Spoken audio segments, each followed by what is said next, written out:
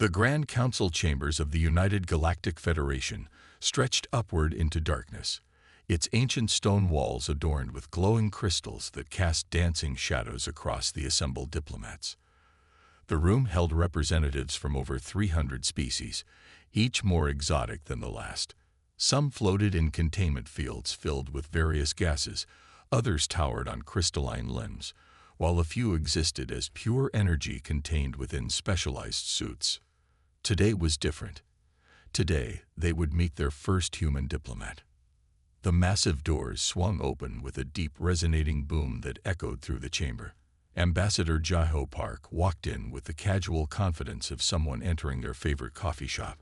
His crisp black suit stood in stark contrast to the flowing robes and biomechanical outfits worn by the other species. Whispers and the electronic hum of universal translators filled the air as Jaiho approached the central podium. Several species activated their protective shields, a standard procedure when meeting new races. A few even extended their sensory organs to better observe this strange bipedal creature. High Counselor Tech, whose crystalline body sparkled with internal light, leaned forward on his hovering platform. His voice resonated through the chamber like chimes in the wind. Ambassador Park, we welcome Earth to these chambers. However, we must address certain concerns that have arisen during our preliminary observations of your species.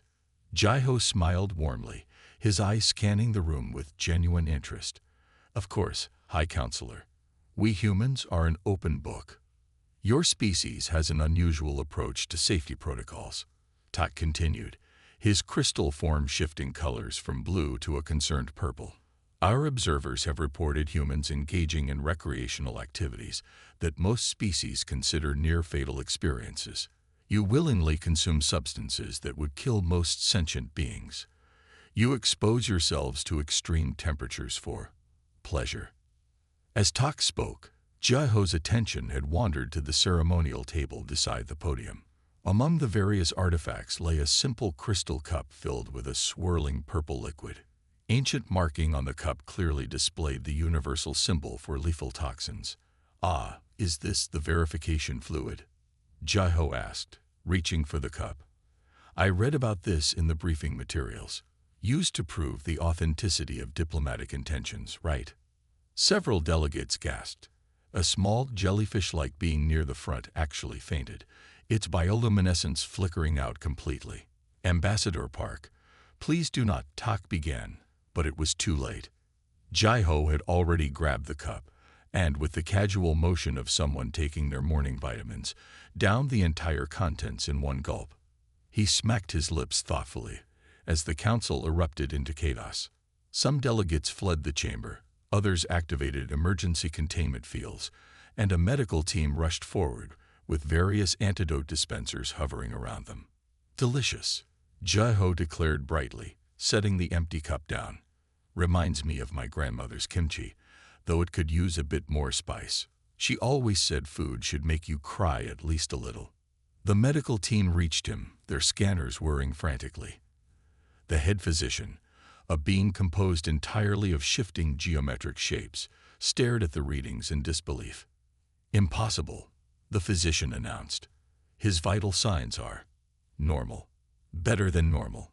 The toxin appears to be metabolizing into beneficial nutrients. Jaiho straightened his tie, seemingly unaware of the commotion he'd caused. Oh, that. Yes, our scientists mentioned humans might have unique reactions to certain compounds. Something about our evolutionary history with fermented foods and survival adaptations. I hope I haven't violated any protocols. High Counselor Tak's crystalline form had shifted to a shade of green that indicated deep amazement. Ambassador Park, that fluid has ended the lives of 17 different would-be assassins over the millennia. It is not a test. It is a security measure. Oh, Jaiho said, looking slightly embarrassed. Well, in that case, maybe we should discuss updating your security protocols. I know several excellent human beverages that would work much better. Have you ever heard of something called ghost pepper sauce? The council chamber remained in stunned silence as the implications sank in. Humanity hadn't just joined the galactic community. They had unknowingly demonstrated that everything the Council knew about biological limitations needed to be reconsidered. Jai-Ho pulled out a small flask from his jacket pocket. "Now, who'd like to try some traditional Korean soju? I promise it's much tastier than that verification fluid." The medical team's scanners started beeping frantically again, and the day's proceedings had to be temporarily suspended due to mass panic among the delegates. It was, as humans would say, quite an entrance. Chief Engineer Horin stood at the observation deck of Starbase 47, her hands pressed against the reinforced glass as she studied the massive quantum drive floating in the construction dock. The drive's core pulsed with a soft blue light, its experimental design marking it as the most advanced piece of technology in this sector of space. Behind her, a group of alien engineers chittered nervously among themselves. Their protective suits whirred and clicked as they gestured at the holographic safety projections floating between them. "Impossible," declared Chief Safety Officer Mrick, his 4 eyes blinking in sequence. "The radiation levels alone make this a 20-cycle project minimum.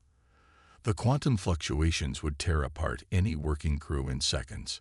Horin turned from the window, a slight smile playing on her lips. Her engineering crew was already suiting up in the airlock chamber, led by her assistant Sungmin, who was whistling an old K-pop tune as he checked his equipment. 20 cycles? Horin asked, checking her datapad. "We'll have it done in 3 days." The alien engineer's translation devices must have malfunctioned because they asked her to repeat herself 4 times. When they finally understood she was serious, their color-changing skin shifted through various shades of alarm. But the warning labels. Mrick waved his upper limbs at the construction site. "Every surface is covered in death warnings. The approach zone alone has 15 different types of lethal radiation." Some men walked up, already in his suit except for the helmet. "Chief, the team's ready. We've cleared most of the warning signs and safety barriers. You wouldn't believe how much space they were wasting." The aliens watched in horror as the human engineering team began dismantling the extensive safety systems that had taken months to install. Warning labels floated away into space. Radiation shields were carefully stacked to one side. Automated safety drones were politely but firmly deactivated. "Those warning labels are more like suggestions," some men said, casually tossing aside a particularly large sign that read "AB Solute Edith Zone." "No APROHH under analyzer QM stance is." He squinted at the quantum drive. "Besides, how are we supposed to reach the good handholds with all that clutter in the way?" The Alien Oversight Committee had to be escorted to their medical bay when they saw the humans beginning their work. Horin's team moved through the supposedly lethal radiation zones with the casual confidence of people taking the sunny walk in the park. They worked in shifts, though not for safety reasons. "We just get hungry," Horin explained to the bewildered aliens. The humans had somehow turned the most dangerous engineering project in the quadrant into something resembling a casual workspace. They even set up a small break area inside what was clearly marked as a total molecular disruption zone. On the second day, some men discovered that the quantum radiation made his coffee stay hot indefinitely, which he considered a nice bonus. The alien engineers watched through their sensors as the humans treated lethal danger zones like convenient kitchen appliances. By the 3rd day, Horin's team had not only installed the quantum drive, but had also improved its efficiency by 40%. When asked how they managed this, some men shrugged and said, "Well, once you remove all those safety interlocks, you can really see how the thing works." The final inspection team arrived to find the project completed, the quantum drive humming peacefully in its housing, and the human engineering crew celebrating with what they called a space barbecue in an area previously designated as unsurvivable under any circumstances. Horin submitted her final report, a document so brief it shocked the alien bureaucrats. Under safety considerations, she had written only, "Removed unnecessary obstacles. Applied human common sense. Project completed ahead of schedule." The Alien Oversight Committee, once they were revived from their stress-induced comas, demanded an explanation for this unprecedented violation of every known safety protocol in the galaxy. Harin looked up from her celebratory cup of instant ramen, which she was heating directly in the quantum drive's radiation field. "The labels were blocking the good handles," she said simply. "Besides, how dangerous can it be if we finished it in 3 days?" That evening, as the humans celebrated and the aliens updated their species threat assessment protocols, some men posted a sign of his own on the completed quantum drive. It read, "Warning. Safety labels may be hazardous to project completion times." The incident would later be cited in the Galactic Council's revised engineering guidelines, which included a new category: human-approved shortcuts. Use at your own risk. It was the first time in galactic history that official safety protocols included a section marked optional. The massive viewing screens aboard the Galactic Sports Network's main station displayed a sight that made most species question their visual processors. In the distance, the Nexus Gap twisted reality itself, a tear in spacetime that pulsed with colors that shouldn't exist. Swirls of quantum uncertainty created patterns that drove most observers mad if they looked too long. Today on Galactic Sports Network, the announcer's voice trembled noticeably, his translator struggling to maintain composure. We witness human champion Do-Yeon Kim attempt what many consider not just impossible, but fundamentally insane: the Nexus Gap jump. The cameras zoomed in on a small figure floating at the edge of normal space. Do-Yeon Kim, wearing what appeared to be a woefully inadequate protective suit by galactic standards, was performing what she called her warm-up stretches. The sight of a human casually flexing in the face of cosmic horror caused several alien viewers to emit distress pheromones. "For our viewers just joining us," the announcer continued, "the Nexus Gap is a region of space where our universe's physics break down completely. In the last millennium, 23 different species have attempted to navigate it. None have survived. The Gap has claimed over 300 void jumpers, 2 research vessels, and 1 particularly unlucky pizza delivery drone."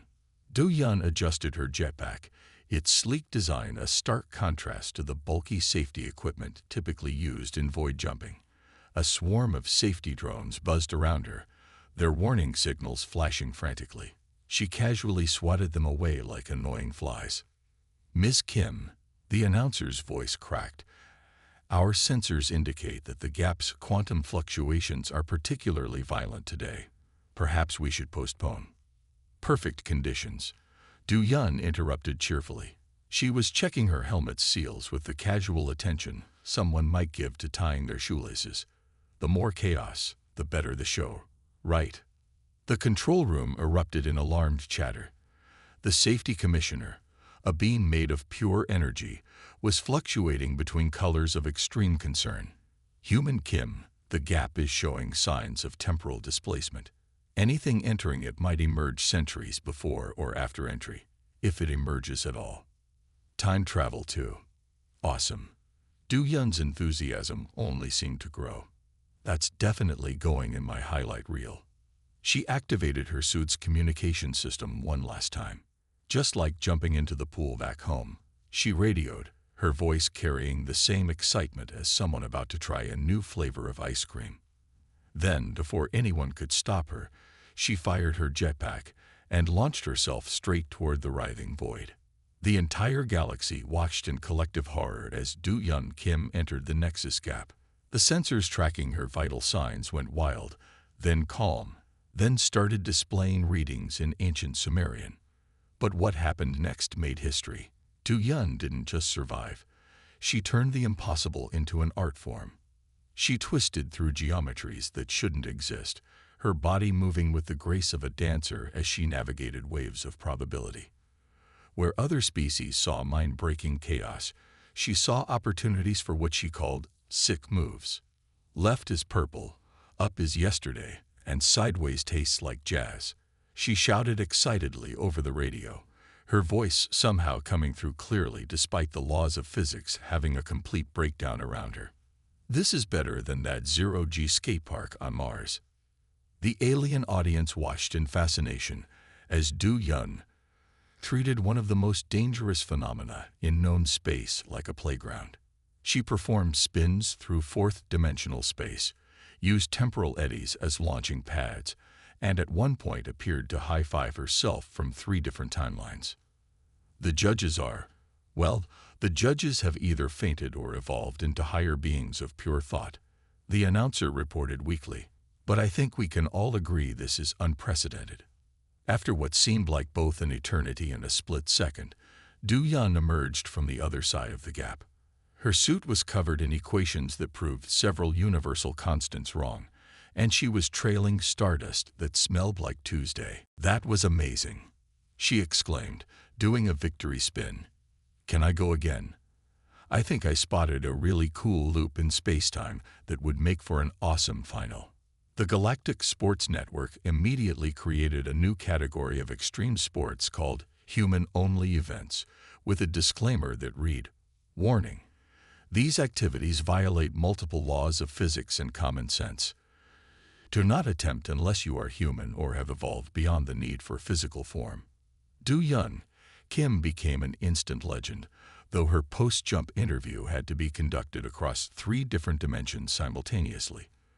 When asked about her incredible feat, she simply shrugged and said, "Really, it's just about finding your rhythm. The universe may be chaos, but chaos has a beat if you're willing to dance to it." The recording of her jump would later become required study material at the Galactic Academy of Impossible Things, with the footnote, "Humans, making the impossible look easy since they left their planet." The hallowed halls of the Galactic Science Academy fell into absolute silence as Professor Min-Ki calmly set up his presentation equipment. The assembled scientists, representing the brightest minds from thousands of worlds, watched with growing unease as he pulled out what appeared to be a modified coffee maker connected to a small quantum containment field. Several of the more sensitive species had already activated their emergency breathing apparatus. The crystalline beings in the front row were vibrating at frequencies associated with extreme anxiety. Even the plasma-based life forms, usually immune to physical concerns, were flickering nervously.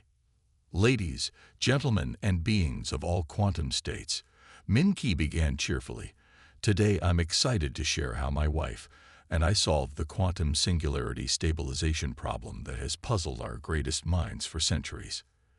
The Academy's senior researcher, Dr. Xelb, leaned forward on his hover platform. "Professor Min-Ki, our records show you requested lab space for this research 6 months ago, but were denied due to the extreme dangers involved." "Ah, yes," Min-Ki nodded, adjusting his glasses. "That's why I did it in my garage instead." The translator devices in the room crackled as multiple species tried to express their shock simultaneously. A senior physicist from the Crab Nebula actually reverted to their larval state from pure stress. "You deliberately created a controlled quantum singularity in your garage." Dr. Xelb's voice modulator struggled to maintain coherence. "Where else would I do it?" Min-Ki shrugged, genuinely puzzled by the question. "The university labs have too many safety lockouts. Besides, my wife Jin-A helped stabilize it using her coffee maker.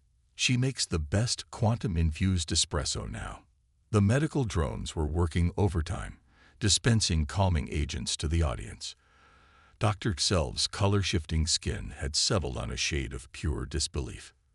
"But the regulations, the safety protocols, the fundamental laws of physics," another scientist stammered. "Oh, those." Min-Ki waved dismissively. Jin-A said the same thing at first, but then I explained how the coffee maker's heating element could be modified to generate a containment field using her grandmother's kimchi recipe as a resonance pattern. The fermentation process creates the perfect quantum harmonic, you see. He proceeded to draw a series of equations on the floating display, casually explaining how he and his wife had solved one of the greatest physics challenges in history between doing laundry and watching evening dramas.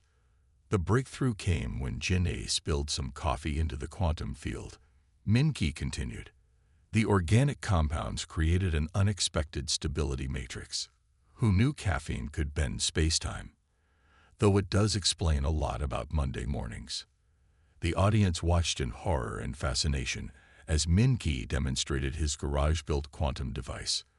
The coffee maker hummed softly, creating a perfectly stable microscopic black hole that impossibly smelled like fresh roasted Arabica beans. We had to make some minor home repairs after the first few attempts, Min-Ki admitted. Replacing the garage door 6 times was a bit expensive, and we do apologize to our neighbors about the temporary space-time distortion that sent their cat a week into the future.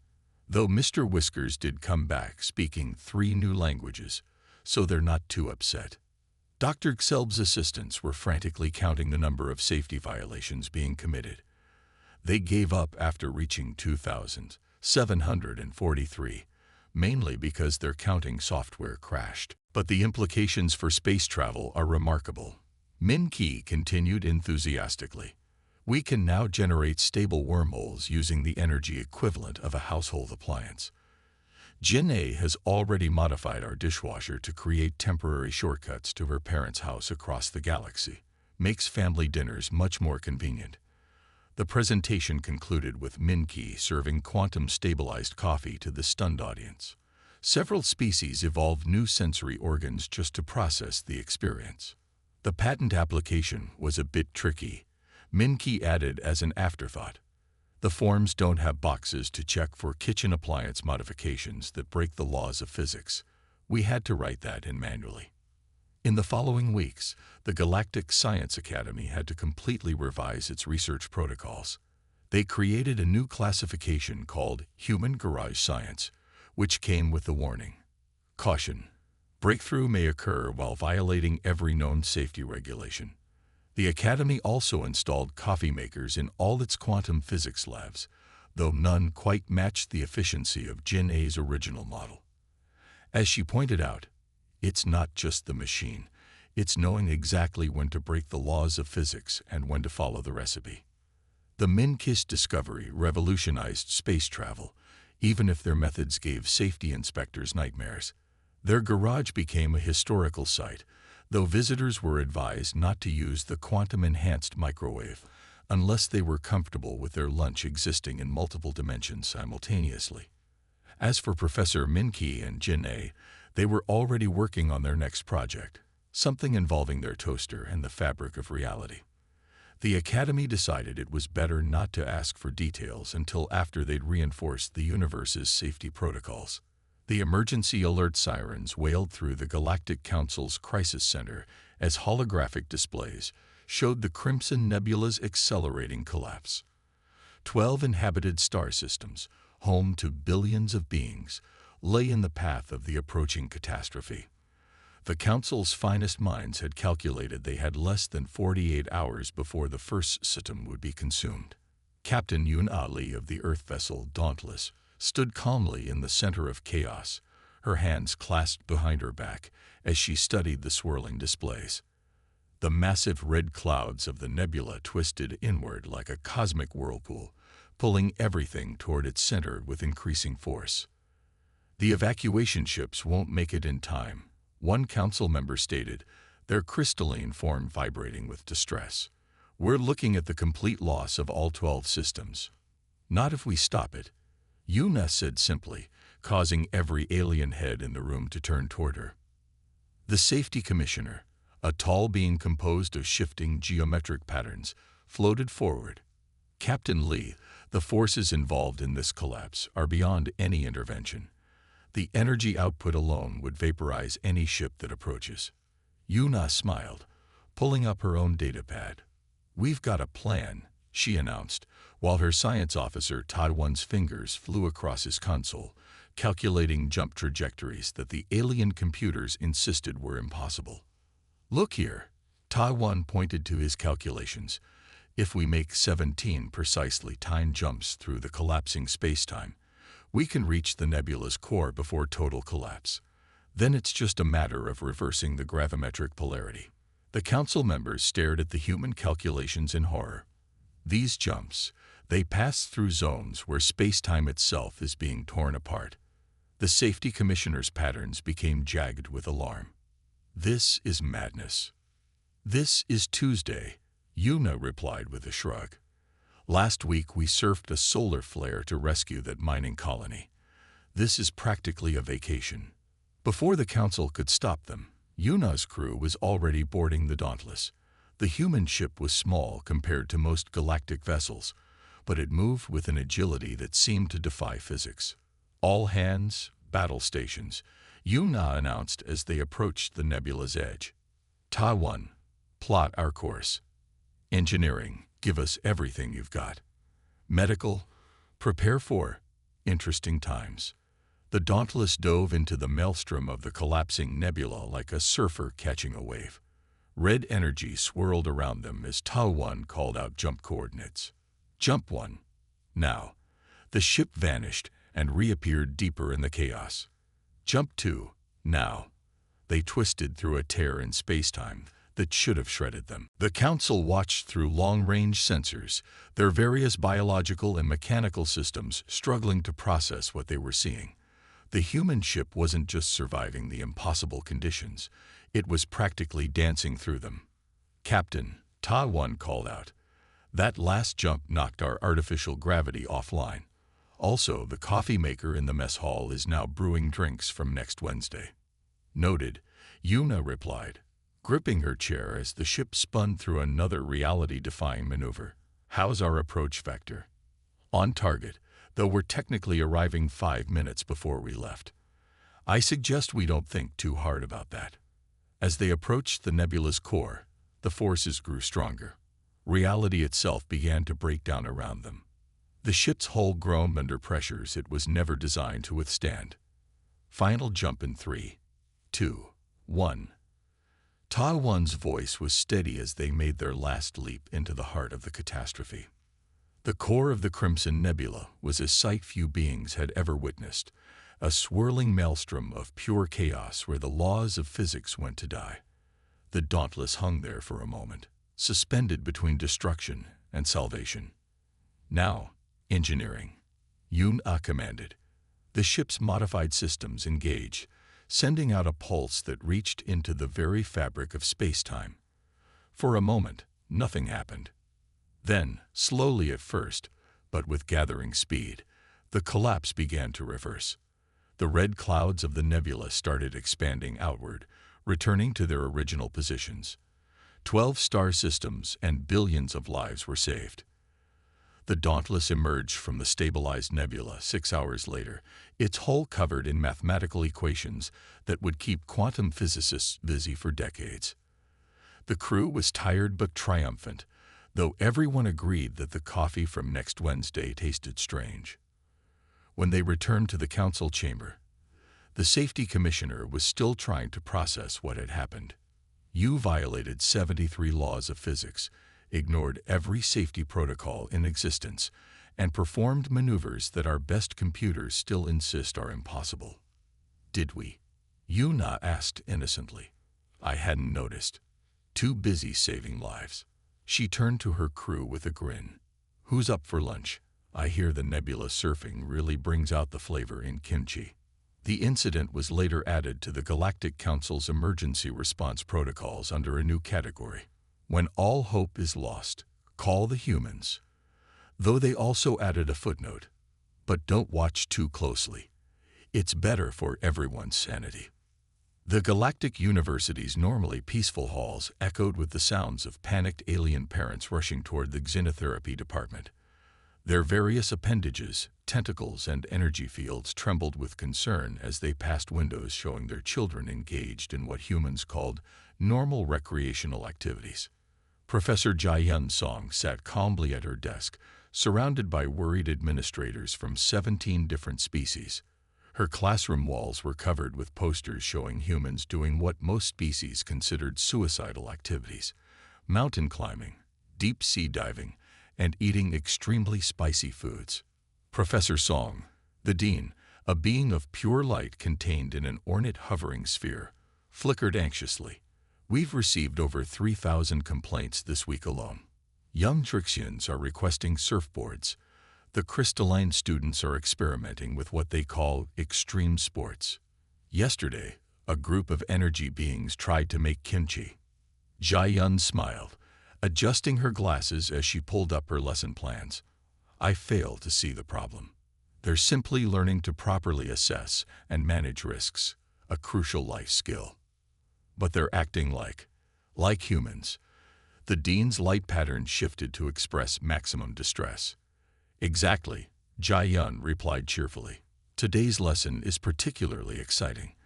We're calculating acceptable risks versus perceived risks using practical examples.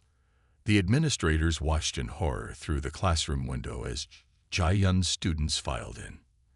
Young aliens of all shapes and sizes, many wearing Earth-style clothing or carrying human sports equipment, took their seats with unprecedented enthusiasm.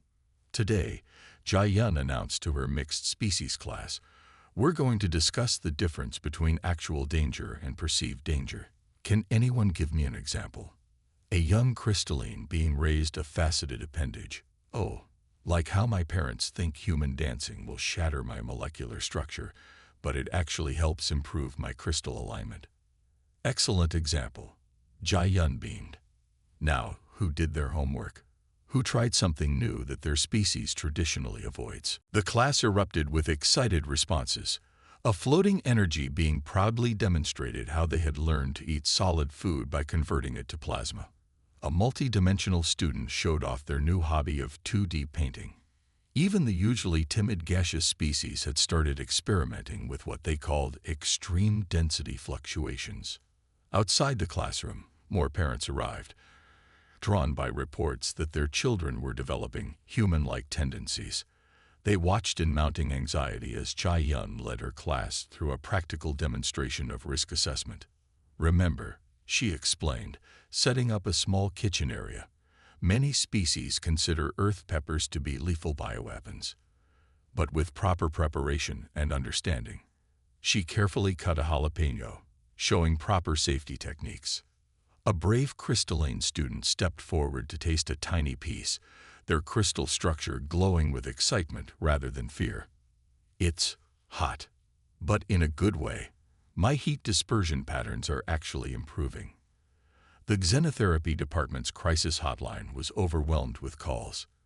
Parents reported their children engaging in unprecedented behaviors, requesting spicy food, showing interest in sports, and worst of all, developing what humans called a sense of adventure.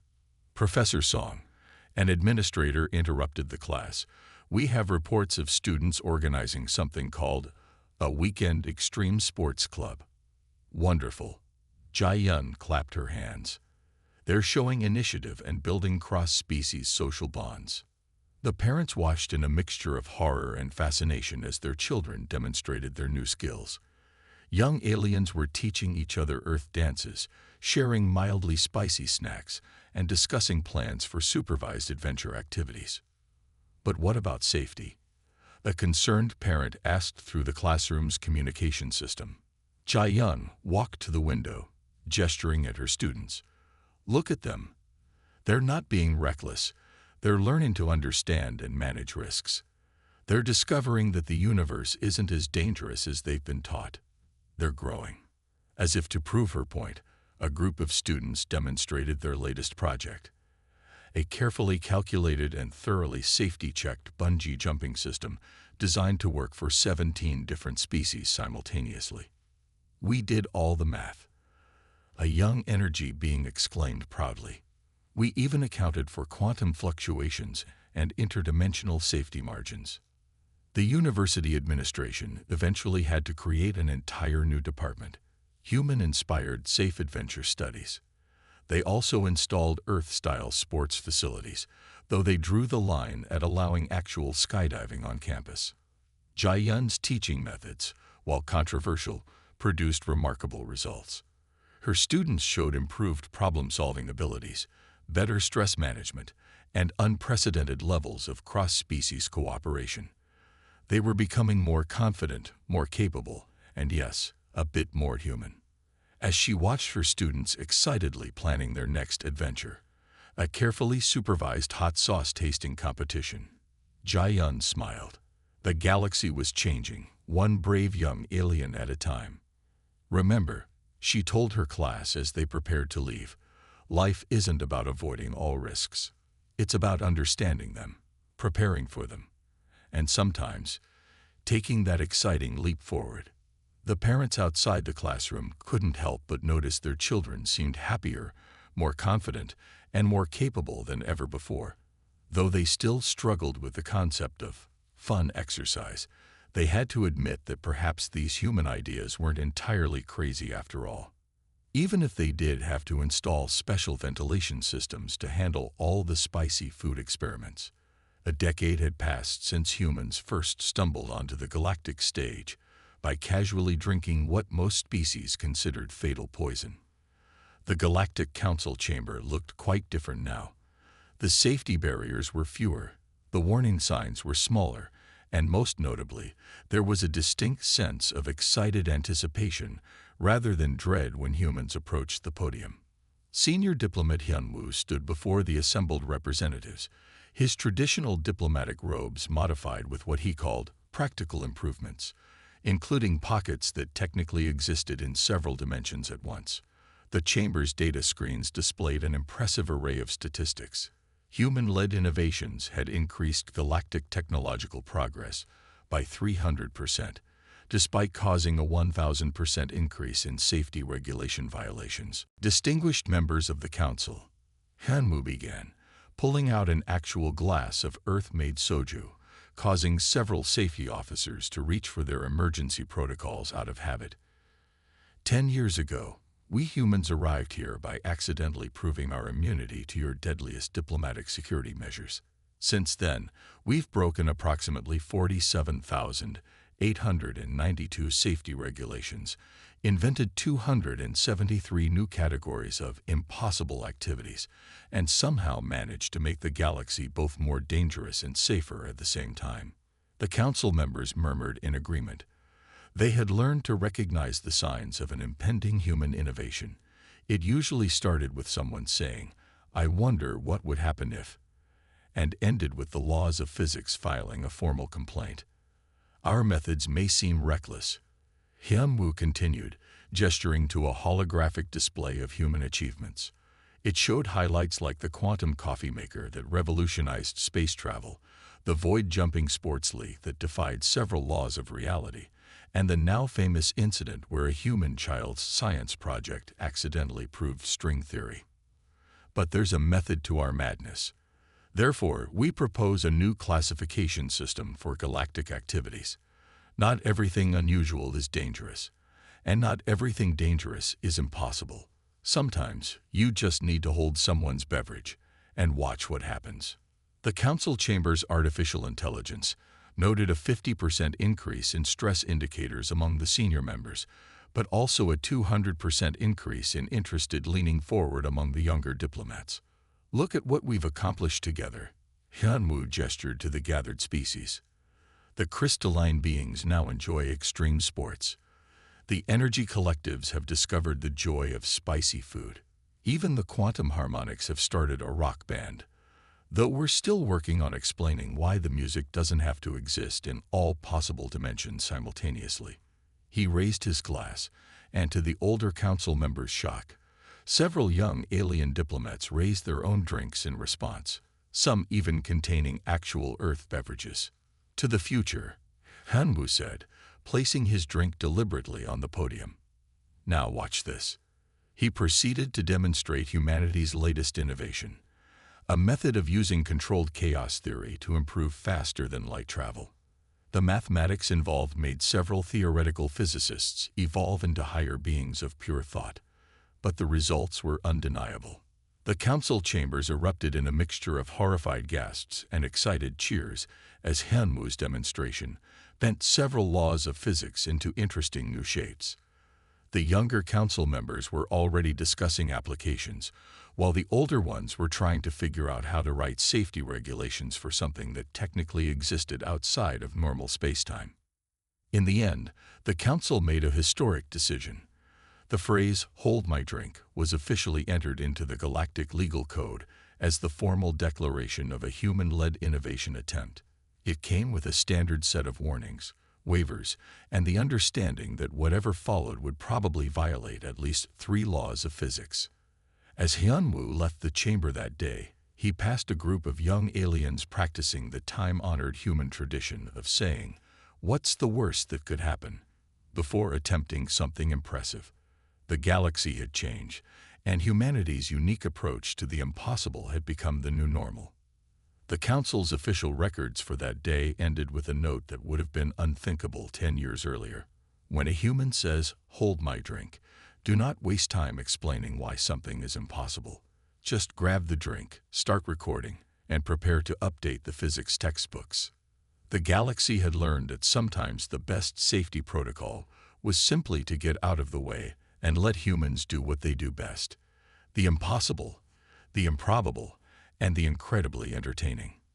After all, as humans kept proving, the universe's boundaries were more like guidelines anyway.